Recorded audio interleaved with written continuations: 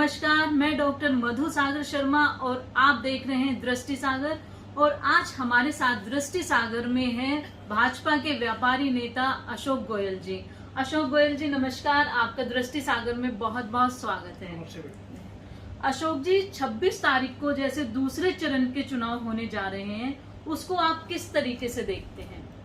देखिए बेटे, पहले तो मैं परिचय देना था जी। मैं अशोक कुमार गोयल जी। पूर्व राष्ट्रीय सह संयोजक भारतीय जनता पार्टी व्यापार प्रकोष्ठ जी। एवं राष्ट्रीय वरिष्ठ उपाध्यक्ष अंतर्राष्ट्रीय वैश्य महाफेडरेशन।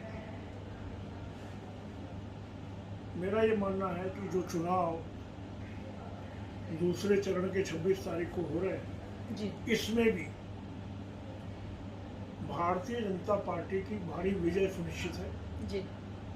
मोदी जी और योगी जी के प्रति जो जनविश्वास की आंधी चल रही है जी, उसमें एक तरफा लोग मन बनाए बैठे हैं जी, कि वोटिंग का दिन आए और हम मतदान करें। जी, कहीं कुछ मौसम की गर्मी की वजह से या कहीं किसी वजह से कोई मतदान अगर थोड़ा बहुत कम भी हुआ है तो भी 55%, 56% हुआ है। जी, और निश्चित रूप से आगे बढ़ते हुए हम निरंतर हर चरण में आगे बढ़ेंगे।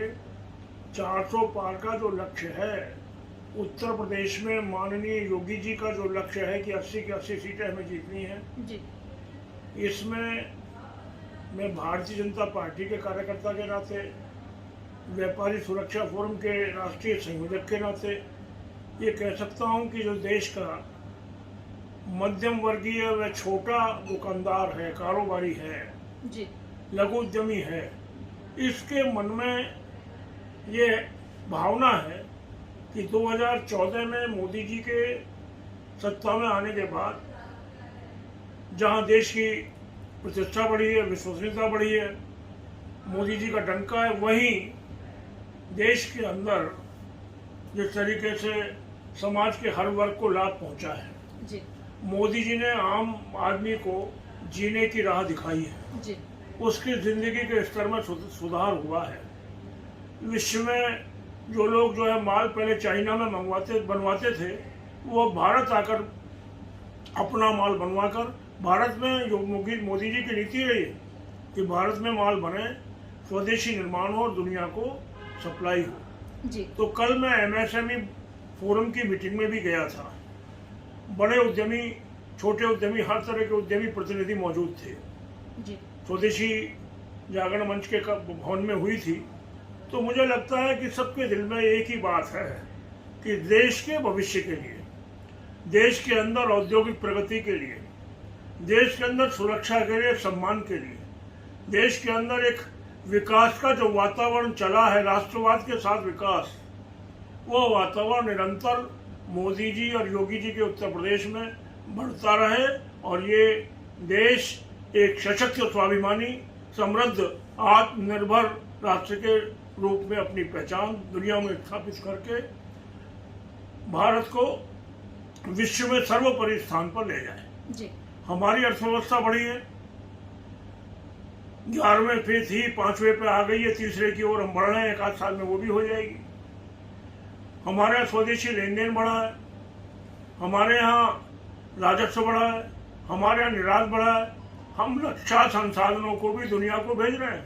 जी। हमारा तेजस विमान, लड़ाकू विमान आज दुनिया को जा रहा है, हमारा ब्रह्मोस मिसाइल जो अचूक निशाने वाली बेहतर मिसाइल है, वो दुनिया को जा रही है। हर क्षेत्र में हमने तरक्की की है, हमारी रेलें आधुनिक हुई हैं, इंफ्रास्ट्रक्चर का विकास हुआ है। कहीं ना कहीं हमारे को गौरव होता है कि मोदी जी के समय में ये देश बहुत आगे बढ़ा है। जी। अशोक जी, जैसे देश में जिस तरीके से कांग्रेस का घोषणा पत्र आया है, उसमें बहुत सी बातें इस तरह से कही गई हैं कि उसमें मोदी जी एवं बहुत से भाजपा नेताओं की प्रतिक्रिया हुई है, तो आप उसको किस तरह से देखते हैं? देखिए, मैं तो यही कह सकता हूँ कि कांग्रेस की सोच हमेशा तुष्टीकरण की रही है। जी। किसी भी तरीके से एक समाज के लोगों को भड़काकर कैसे वोट प्राप्त की जाए, जी। अपना वोट बैंक हो चुकी है। समाप्त तो हो रही है। उसके नेताओं की नीति और नीयत को कोई समझ नहीं पाता है, विश्वसनीयता कुछ है नहीं। तो ऐसी परिस्थिति में ये कह देना कि सबकी संपत्तियों की जांच करके हम जो है इसको बांटेंगे, बहुत बड़ी गलत बात है, संविधान के विरुद्ध है। संविधान ये नहीं कहता कि किसी की संपत्ति छीन कर हम दूसरे को दें। वो ये तो कर सकते थे कि किसानों की जमीन कौड़ियों के दाम में हरियाणा में लूटी और एक उद्योगपति को दे दी अपने जीजाजी के थ्रू, ये तो कर सकते थे।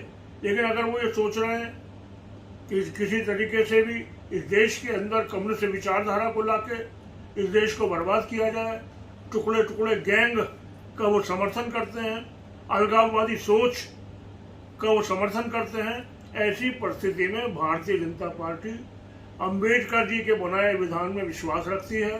अंबेडकर जी कभी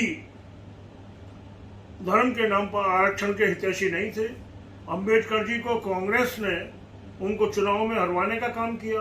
भारतीय जनता पार्टी जो उस समय जनसंघ के रूप में थी, उन्होंने उनका साथ दिया। जी, आप उत्तर प्रदेश के भविष्य के बारे में क्या सोचते हैं? देश के व्यापारियों एवं उद्यमी वर्ग के लिए आपका क्या संदेश है?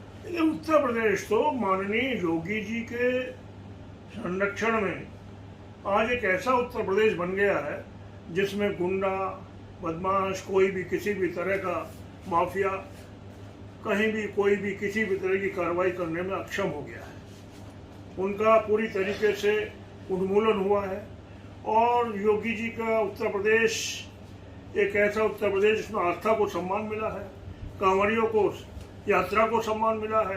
अयोध्या में एक ऐसी दिवाली जिसे लोग चिरस्मरणीय दिवाली मान रहे हैं। अयोध्या में प्रभु राम का मंदिर और तीर्थ क्षेत्र का जो विकास हो रहा है, सारी दुनिया के लोग वहां आकर शीश झुकाएंगे, भगवान राम से आशीर्वाद लेंगे।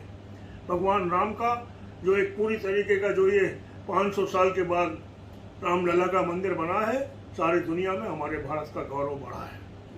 हम काशी के क्रूज को देखते हैं, काशी के कॉरिडोर में विकास को देखते हैं, हम प्रयागराज में कुंभ को देखते हैं, मथुरा वृंदावन के लिए योगी जी संकल्पबद्ध है कि वहाँ भी विकास की धारा बहेगी। हर तरीके से योगी जी के शासन में उद्योगों का विकास हुआ है। ODOP योजना के माध्यम से प्रत्येक जिले के उत्पादों को बढ़ाया गया है, व्यापार का विकास हुआ है, रोजगार बढ़ा है। रेलें तो चली नहीं है, लेकिन नए नए चिकित्सालय हर जिले में खुल रहे हैं, शिक्षा के केंद्र खुल रहे हैं। पूरा जिस तरीके से भी योगी जी गौ माता की सेवा हो रही है, मातृशक्ति की हर तरीके की जो है उनको सुविधाएं दी गई हैं, गरीबों को निःशुल्क अनाज दिया गया है पूरे देश के अंदर। तो ये मानना है कि देश एक नए भारत की ओर बढ़ रहा है, नया सुविकसित भारत जो 2047 का संकल्प है, जिसके अंदर सनातन संस्कृति जो 1000 साल पहले हमारी गौरवशाली संस्कृति है, उसके आधार पर किस तरीके से नए नए निर्णय होंगे और निर्णयों के आधार पर कैसे इस देश को मजबूत भारत बनाएंगे, ये हमारा मानना है। इसी के लिए मैं अपने पूरे देश के कारोबारियों को, जिसमें उद्यमी भी आते हैं, व्यापारी भी आते हैं, छोटे दुकानदार भी आते हैं, गरीब ठेले वाले भी आते हैं, ये संदेश देना चाहूँगा कि राष्ट्र के हित में, अपने व्यापार के हित में, अपने बच्चों के हित में जरूरी हो गया है कि ज़्यादा से ज़्यादा मतदान करें और मतदान करके मोदी जी की सरकार जो तीसरी बार 400 पार का नारा लेकर हम लोग जो है चुनावी मैदान में हैं, हम पूरी तरीके से सफल हो, हम अपने कर्तव्य का निर्वहन करें। एक एक दुकानदार अपने अगर 500 संपर्क हैं, 1000 संपर्क हैं, सब जगह फोन करके, चाहे वो कर्मचारियों में है, चाहे वो ठेले वाले पटरी वालों में है, हर तरीके से संपर्क करके ज़्यादा से ज़्यादा मतदान सुनिश्चित कराए। और मैं तो गाजियाबाद का रहने वाला हूँ, यहाँ हम भी फोन कर रहे हैं लगातार। यहाँ पर अतुल गर्ग की 5 लाख वोटों से ज़्यादा जीत होने जा रही है, इसका भी हमें गर्व है। जी, अशोक जी, आपका आसपास के मतदान के बारे में क्या सोचते हैं? देखिए, गाजियाबाद के आसपास के क्षेत्रों में मैं अभी 2 दिन पूर्व नोएडा गया था। डॉक्टर महेश शर्मा जी बहुत ही मृदुभाषी पूर्व सांसद, पूर्व के वर्तमान सांसद वहाँ से प्रत्याशी हैं। जी। उनकी धर्मपत्नी व्यापारियों के संबोधित करने के लिए आई थी। मैं और उन्होंने दोनों ने हमने मीटिंग ली थी, प्रेस कॉन्फ्रेंस भी हुई थी। जी। बहुत ही अच्छा वातावरण है और निश्चित रूप से कम 2.5 लाख वोटों से हम लोग जीतने वहाँ भी जा रहे हैं जी। इसके अलावा मुझे मौका मिला शामली जिले में जाने का, वहाँ की कैराना सीट पर, अपने बिजनौर में बिजनौर सीट पर, और एक धनौरा में और अमरोहा में कंवर जी की सीट पर,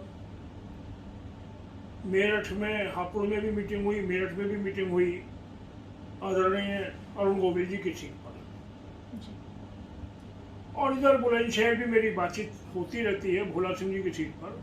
कोई सीट ऐसी नहीं है जहां हमारे प्रत्याशी बढ़त बनाए हुए ना हो।